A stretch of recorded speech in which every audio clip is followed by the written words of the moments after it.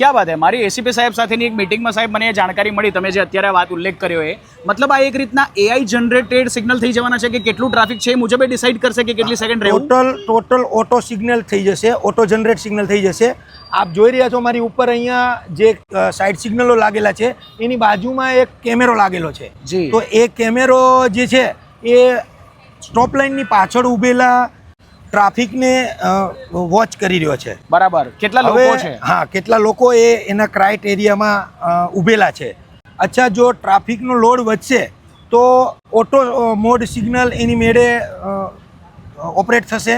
બરાબર. મતલબ અત્યારે જે લોકો એવું જોઈ છે કે ભાઈ અમને તો રેડ લાઇટમાં વધારે ઉભા રહેવું પડે છે, ગ્રીન લાઇટ બહુ ઓછી મળે છે, એ ટ્રાયલ બેઝ ઉપર અત્યારે જે નવા સિગ્નલો લાગેલા છે ઓટોમેટિક તો છે જ, પણ જે સેન્સર મોડ પર જે ચલાવવાના છે એ હજુ પ્રક્રિયા અમારા જોઈન્ટ કમિશનર સાહેબ અને ડીસીપી સાહેબને અમારા એસીપી સાહેબ એના